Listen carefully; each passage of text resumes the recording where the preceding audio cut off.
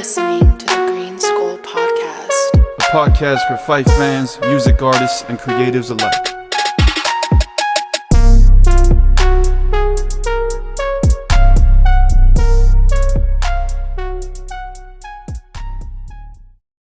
What is up, everybody? GreenSkull podcast, MCKG, aka GreenSkull.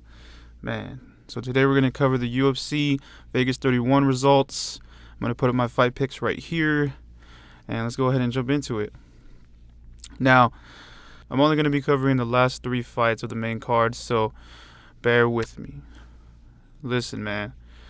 Obviously, I had Jeremy Stephens beating Gamrot, but, that's not what happened. Basically, Gamrot came in to fight, man. It was literally, I think it was 1 minute in the first round, maybe 20 seconds after that.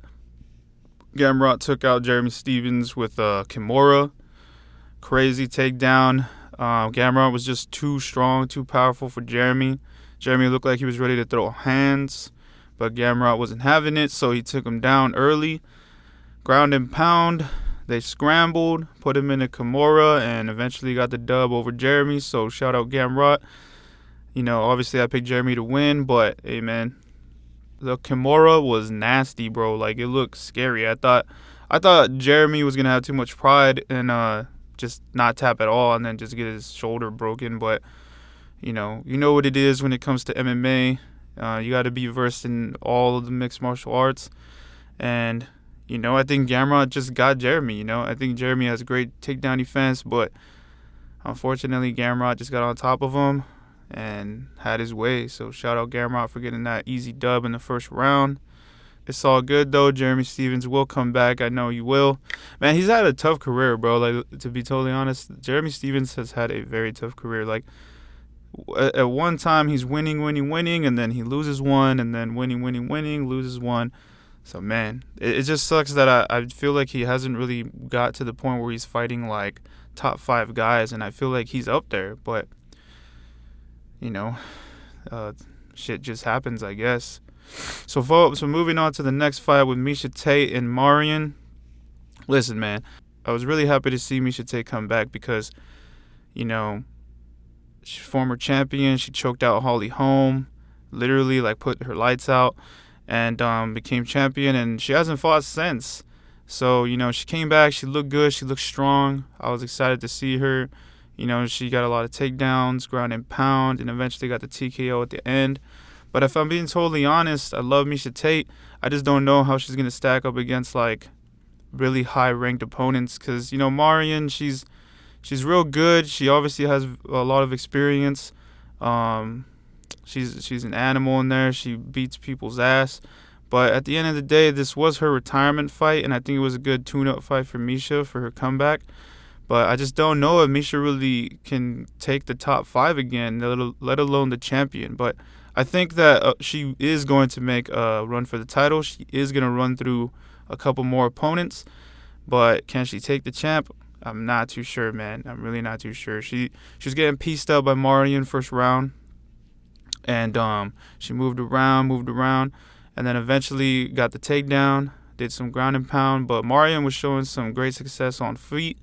And she just couldn't stop the clinch game from Miesha, and Miesha was just kneeing, elbows, took her down, I think, 1 time every round. Eventually got the TKO over Marion in the 3rd round. So, yeah. I think Miesha Tate for sure is going to be title contention, maybe like 2 more fights. Maybe 1 more fight she takes out her opponent very quickly, but I'm not too sure. But regardless, shout out Miesha for making it happen, man, because, a lot of people with time off like that, we don't really know. It's kind of like the Nick Diaz thing, the confirmed fight with Nick Diaz and Robbie Lawler 2. I'm not going to lie, man, I'm a little worried. I feel like Nick, he's going to come in, but so is Robbie, you know what I'm saying? Robbie been active, even though he's lost his last 4. Robbie been active. Apparently Nick has been active through this whole time in the gym, the wars in the gym, but we'll see, man. I think at the end of the day, it's going to be a good fight regardless, but yeah, I'm excited for that one. But back to Miesha Tate and Marion. Miesha Tate came back and gave a good performance, with all that time that she had off. You know, she's a mother of 2 now. And you know what, man? She looked good. So shout out Miesha Tate for the W. It was real cool to see her win. And I'm excited to see her fight again. Moving forward to the main event with Islam Makhachev and Thiago Moises. Now, listen, man. I literally thought that Islam was just going to, like, straight up, total domination, you know, Khabib his ass and get the W in the first round. But it actually ended up being a longer fight than I thought. It ended in the 4th round. And you know what? Thiago, shout out Thiago, because when he said he had high-level jiu-jitsu, I thought he was joking. But, 100% Thiago came in to fight. They were throwing hands. You know, Makhachev has great hands now. He's not just what people call a one-trick pony. Tired of hearing that shit. But Islam came in, pieced him up. But what was crazy was that Thiago Moises actually secured a takedown. What's even more crazy is that Islam got up and reversed it within seconds. It was very quickly, very explosive. That's when I knew this is why people are ducking Islam. This is why people are afraid of Islam Makhachev. Because you know what, man? Nobody gets taken down and gets right back up within seconds. I'm talking like the scramble was quick. And then he eventually reversed it, got behind Thiago. Thiago didn't know what to do. And, you know, what I also think is really crazy is that Islam is very strong. Like, obviously, I knew he was strong because, you know, he's part of Khabib's camp and their teammates and all that. And, dude, when I say Islam is strong, this dude was picking up Thiago Moises like nothing. Like, picked him up, slammed him, picked him up, slammed him. He was doing some wild trips. His hands looked good. It was really cool to see that this dude is the real deal. And I'm excited to see him fight someone at least top 5 from this point on. Because Thiago, we all know he was ranked 14. And Makhachev is ranked number 9. So, look, man, I think Makhachev could easily take out anybody in the top 5. I think he has a really good chance up against the champ. Really good chance up against whoever, honestly. I think it is true what he said, that like people are ducking him. They're afraid to fight. They're afraid, like, everyone has these excuses, like, oh, he's not a good fighter, like, he's boring, it's boring to watch him. I mean, if you guys were to look and remember Khabib, granted, let's say the some fights were kind of like whatever, I guess, but to be honest, it's total domination. You guys can't get mad at the fact that Khabib just had his way with everybody, and Islam is doing the same thing. He could literally do whatever he wants to anybody. Like, now that his hands look good and he's throwing kicks and all that, it is scary, bro. He's basically Khabib, but obviously he's Islam. He's his own. And I do believe people are scared of him. He's calling out everybody. He wants to move up. Eventually they're going to have to answer the call. And I think that whoever he fights next, he's gonna beat them. He's just going to keep going and keep getting W's until he fights the champ.